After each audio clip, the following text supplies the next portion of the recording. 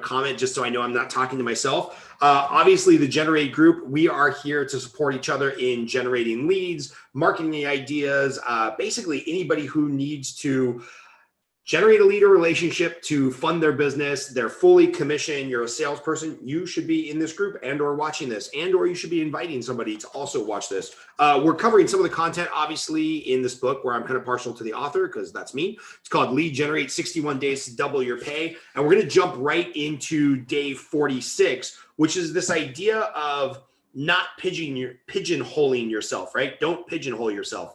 And today and tomorrow are going to be a little contradictory because today I'm going to talk about don't pigeonhole yourself. And then tomorrow I'm going to talk about find your niche, right? Or your niche or your niche or however you want to pronounce that, whether you use the French pronunciation or the American pronunciation. And they can be a little bit of two competing thoughts, right? Because you might be saying tomorrow, like, hey, Scott, you're telling us to find our niche and like really dive in. But yesterday you told us not to pigeonhole ourselves as a specific type of provider. So some contradictory information, but we'll get into it. So let me read this chapter and then I'll give you some kind of expanded thoughts. So down payment assistance loans, for many of you that are in the mortgage real estate finance space, you'll know what I'm talking about. Down payment assistance loans, known as DPA or DAPS, are a powerful tool for homeowners across America. Some of these programs are geared towards low to moderate income buyers, housing tracts, special groups like teachers or firemen trying to promote activity and home ownership in certain communities.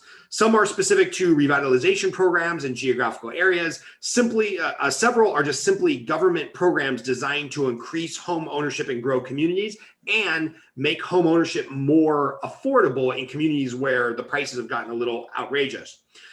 The challenge with DPA loans for lenders or loan officers is that they are traditionally difficult to process, time consuming, and they're specifically designed to be on the lowest spectrum of profitability for a mortgage company. However, many loan officers grow their business, attract new referral sources, and help first-time buyers who may eventually become move-up buyers, repeat clients, refinance clients using these products, right? DPA loans can be DPA or down payment assistance loans can be a powerful tool for the loan officer trying to break into a new market or create an angle to attract new referral partners.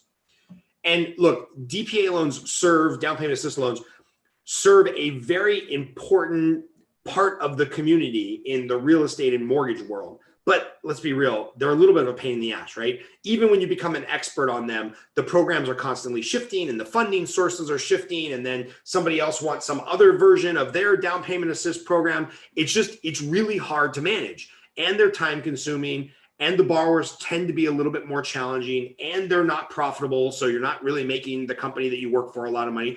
There's a lot of downside. The upside is you help people with low money down get into homes, create, and fulfill that dream of home ownership and help them obtain wealth as property values rise or they have their own place. They're not stuck at somebody else's rent level that can increase whenever they want. So they're a good part of the market. And a lot of loan officers, when they're starting out, they say, hey, kind of like the Statue of Liberty, give us your weak, tired, and hungry, or I think I've messed up the order of those words, but you get the idea. A lot of loan officers, when they're just starting, they're like, hey, I'll take anything. I'll take any deal, down payment assist, kind of build a buyer, put things together. I'll do that. And I think there's nothing wrong with that. I think that's a great way to build your business by taking the hard deals first and building trust and building relationships with referral sources by taking the hard deals. But here's where I want to make sure people don't get pigeonholed, right? Maybe in the mortgage space, it's down payment assist. Maybe in other industries, it's selling the lowest common denominator product, right? For some realtors, I know they kickstarted their business and stayed afloat doing leases, but lease agreements don't pay nearly as much as doing actual sales. So eventually they want to move into doing sales. But sometimes people get pigeonholed into oh, well, this is my real estate guy I go to for leases, and this is my real estate guy that I go to for sales. We don't want to get pigeonholed into that lowest common denominator or lowest profitability or lowest ticket item in our business, right? And so I continued here. Unfortunately, I've observed many loan officers over the years who get pigeonholed by their own success with this particular suite of product.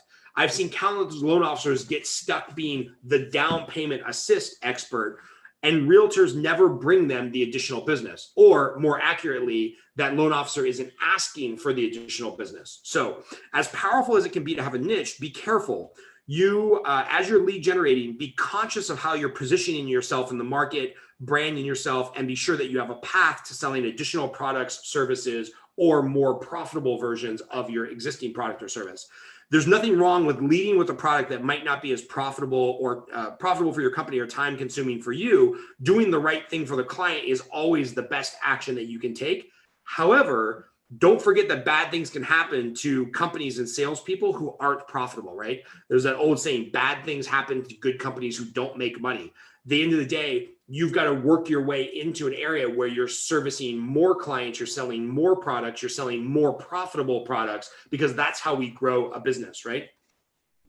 On the contrary to everything I just said, I really enjoyed Chris Lockhead's book, Niche Down. Chris advocates only going for a small niche of the market and dominating that. So we're going to talk about that a little bit tomorrow, and we're going to talk a little bit about niche markets and Pigeonhole. But what I just want to say is that in this idea, if you're known, I'll reference my friend Amber Vilhauer, phenomenal marketer, right? Phenomenal business owner, phenomenal, I was going to say executioner, but she executes plans at a very, very high level. She started her business and she grew her business in a low cost, high effort realm or business model of doing websites, right? Website building and construction can be very time consuming. It can be very draining on staff.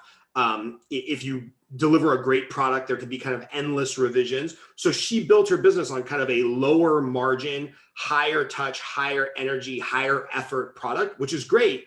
But had she got pigeonholed as just like, oh, she's the best website developer, or she's my website girl, but I'm never going to go to her for further business strategies, that would have dramatically limited and capped the potential for her income, for her business growth, for her profitability, for her own dreams of self-satisfaction. But what she did was, instead of just getting stuck in that, lower cost, high work item, she branched out and didn't allow herself to just get pigeonholed as the website girl. Now she does book launches and she does marketing strategy calls, and she has a program for training the virtual assistant or your in-person assistant. She basically has a program for helping train your assistant to scale to higher business models and help you grow the way that she's grown. So grown. Man, I can't even speak today. Sorry, I got beat up a little bit too much this morning during my workout.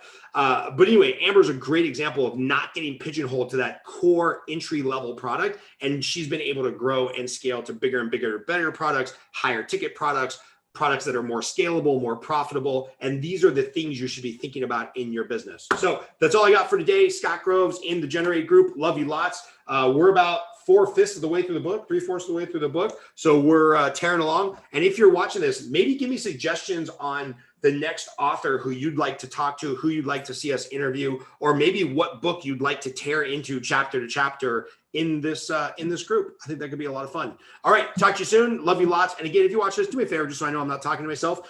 Click the like button, subscribe, share, tag a friend, add somebody to the Generate community. That would mean a lot to me.